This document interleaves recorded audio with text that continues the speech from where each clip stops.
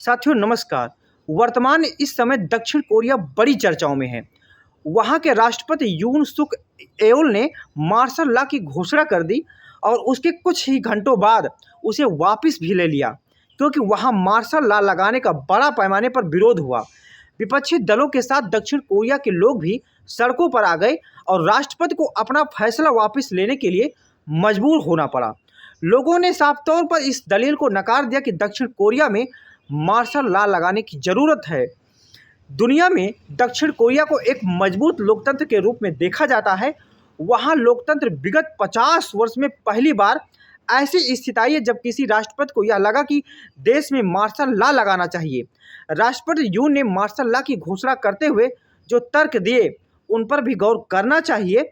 दक्षिण कोरिया के राष्ट्रपति यून ने उत्तर कोरिया का हवाला दिया और इसके अलावा राज्य विरोधी लोगों का भी जिक्र किया। उन्होंने बताया कि राज्य या सरकार विरोधी या एंटी स्टेट लोगों की वजह से मार्शल लॉ लगाना जरूरी हो गया है। हालांकि विपक्षी और देश के लोग राष्ट्रपति की इस दलील को पचा नहीं पाए। मार्शल लॉ की घोषणा के बाद आपात स्थिति में संसद में प्रस्ताव रखा गया और मार्शल लॉ लगाने के फैसले को नकार दिया गया। कुछ ही देर में मार्शल लॉ को हटाना पड़ा। अब सवाल यह पैदा हो गया है कि राष्ट्रपति को हटाया जाएगा या उन पर महाभियोग चलेगा। इसमें शक नहीं है कि दक्षिण कोरिया में विपक्ष ने राष्ट्रपति के इस फैसले के प्रति बहुत सख्त रुख अपनाया। खास बात यह है कि यून की पार्टी ने भी उनका विरोध हुआ। इससे यह भी लगता है कि राष्ट्रपति अपनी पीपुल्स पावर पार्टी को साथ लेकर नहीं चल पाए। वह चाहते थे जो एंटी स्टेट तत्व को नुकसान पहुंचा रहे हैं उन्हें खत्म किया जाए और इसके लिए उन्होंने सेना को शक्ति प्रदान कर दी।